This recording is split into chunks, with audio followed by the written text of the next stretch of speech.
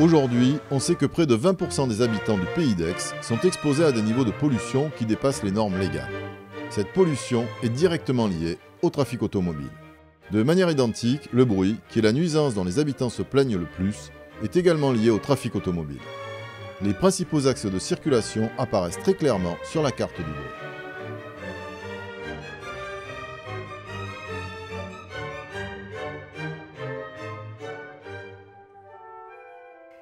Le plan de déplacement urbain est une obligation légale, mais c'est surtout une opportunité.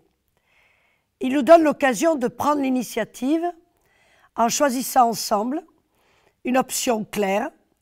Les transports sont au service de l'environnement, de l'habitat, du développement économique, de la proximité, et ce, dans un contexte dépassant largement le pays d'Aix. Depuis 10 ans, la communauté du pays d'Aix agit pour les transports publics. Le budget a ainsi été multiplié par 4 depuis 2002, mais il nous faut passer à la vitesse supérieure. Il ne suffit plus d'injecter des fonds publics pour augmenter l'offre de transport collectif, même si cela reste nécessaire. Il faut une vision nouvelle et large de la ville et du grand territoire de demain. Et il faut que les comportements évoluent. Pour que nos efforts passés et à venir trouvent leur pleine efficacité, il faut maintenant diminuer la place de la voiture en ville. Il va falloir réfléchir ensemble sur les enjeux de déplacement en déclinant un système multimodal respectueux de l'environnement et adapté aux choix des citoyens. Cette orientation est un vrai défi et ne sera peut-être pas facile, mais vous connaissez ma combativité, surtout quand il s'agit de la santé et du bien-être des habitants du pays d'Aix. Avec le plan de déplacement urbain de la communauté du pays d'Aix, nous pouvons répondre aux questions difficiles qui nous sont posées. Comment favoriser l'attractivité économique et se déplacer rapidement en toute sécurité? Comment transmettre à nos enfants un pays d'Aix préservé de la pollution? Au final, la nouvelle mobilité que nous inventerons déterminera de façon capitale la qualité de vie des générations futures. Nous sommes tous devenus acteurs du changement. Mais comment résumer les 4 objectifs du plan de déplacement urbain? Rendre les transports publics plus performants et plus attractifs, réduire la place de la voiture et organiser les livraisons, donner plus de place à la marche et au vélo, inciter à de nouvelles pratiques de mobilité pour des déplacements plus intelligents. Le premier objectif vise donc à rendre les transports publics plus performants et plus attractifs. Il s'agit d'abord de poursuivre l'amélioration du réseau ferré. Après une première phase de travaux destinée à augmenter le nombre de trains entre Marseille, Aix et Pertuis et à réaménager les gares de Simiane, Aix et Pertuis, une seconde phase va permettre d'augmenter encore la fréquence et d'ouvrir de nouvelles haltes à Plan de Campagne, Plan d'Ayane, Luynes, La Calade et Venelle.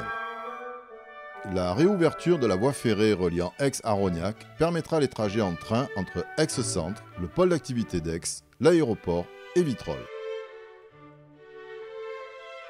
Une liaison entre la halte ferrée de Vitrolles aéroport et la zone d'activité sur le plateau qui la domine sera aménagée. Ce site remarquable sera le grand pôle d'échange de l'ouest du pays d'Aix et au-delà pour le grand territoire. Dans la même logique, le réseau ferré sera complété par le développement des liaisons par car à haut niveau de service métropolitain, la liaison Aix-Marseille et la liaison Vitrolles-Marseille. Des travaux doivent en effet être réalisés avec les partenaires de la communauté pour offrir des voies réservées à la circulation des cars sur les autoroutes. De même, des liaisons par car seront créées ou renforcées avec les territoires voisins. Le pays salonnais, l'étang de Berre, le pays d'Aubagne, le Var, le Vaucluse et les Alpes. Pour les liaisons internes au pays d'Aix, la communauté entend développer une nouvelle offre de cars express. Les lignes de car à haut niveau de service sont des lignes à haute fréquence de passage et qui bénéficient par endroits d'aménagements pour éviter les embouteillages. Le feu de priorité pour les bus sur le RD9, mis en service en juin 2014, est le premier exemple d'aménagement peu coûteux et très efficace. Sur ces 5 lignes, 4 rejoindront Aix, au départ de Pertuis, de Lambesc, de Vitrolles, de Tretz. Et une 5e ligne permettra de relier Tretz à Vitrolles sans correspondance, en desservant tous les plus grands pôles économiques du Pays d'Aix, la gare TGV et l'aéroport. De même, dans Aix et de Vitrolles à plan de campagne, un nouveau type de bus express garantira des trajets rapides. Une première ligne reliera la gare routière au pôle d'activité d'Aix-en-Provence.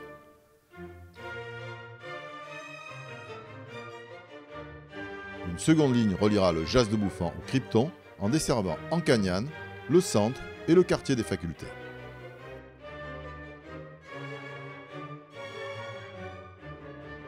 Ces 2 lignes de bus express doivent être complétées par un réseau complet de voies réservées pour permettre à tous les bus de circuler rapidement. Plus de 70 km de couloirs bus sont prévus, au lieu de 7 actuellement. Les 5 lignes de car express du Pays d'Aix bénéficieront également de ces voies réservées en arrivant dans Aix. L'offre des réseaux de bus urbains de la communauté sera encore améliorée à Aix, à Vitrolles et les Pennes-Mirabeau, à Pertuis et à Gardanne qui a intégré la communauté du Pays d'Aix en 2014. Ce nouvel effort de développement de l'offre de transport collectif sera tourné en particulier vers la desserte des zones d'activité. Il sera complété par des lignes secondaires et du transport à la demande, essentiellement destiné à rejoindre les nouvelles lignes fortes du réseau.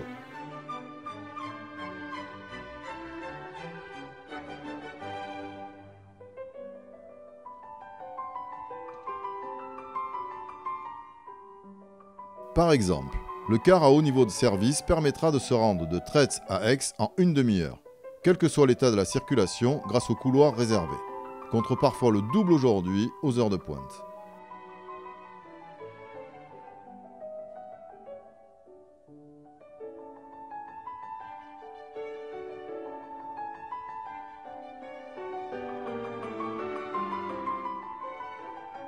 Cette future offre de transport collectif bénéficiera de la nouvelle gare routière d'Aix, moderne et pratique, mise en service en juin 2014.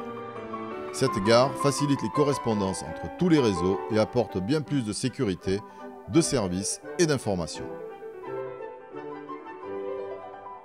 Le deuxième objectif de ce plan de déplacement urbain est de réduire la place de la voiture et d'organiser les livraisons. Il s'agit d'abord de compléter les gares existantes par de nouvelles haltes ferroviaires à Luynes, Plan d'Ayanne, Plan de Campagne, La Calade et Venelle. Il existe aujourd'hui 5 parkings relais à Aix qui connaissent un grand succès.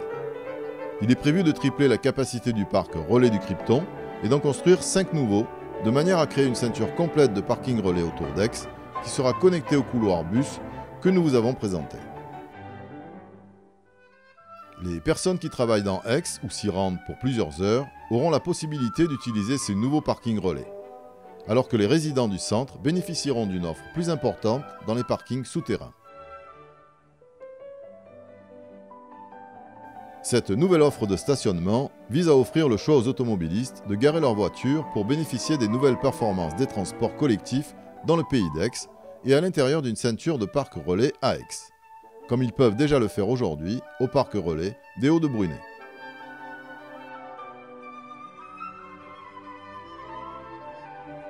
En dehors de la ville d'Aix, de nombreux autres parkings relais pour garer sa voiture et prendre le car, ou poursuivre son trajet en covoiturage, seront développés dans l'ensemble du Pays d'Aix. D'autres parkings, proches du centre, sont destinés à inciter l'automobiliste à finir son trajet à pied plutôt que de perdre du temps à chercher à se garer dans les centres des villes et villages. Il s'agit de libérer les rues, les places et les trottoirs d'une présence excessive de la voiture. C'est pourquoi la communauté a déjà construit 18 parkings de ce type en complément des projets communaux qui offrent plus de qualité de vie au centre des villes et villages. D'autres parkings sont en réflexion, toujours dans l'optique de libérer l'espace public au profit des modes actifs. De manière générale, le stationnement comme le partage de la voirie ou la livraison des marchandises doivent être mieux organisés. Le troisième objectif de ce plan de déplacement urbain est de donner plus de place à la marche et au vélo.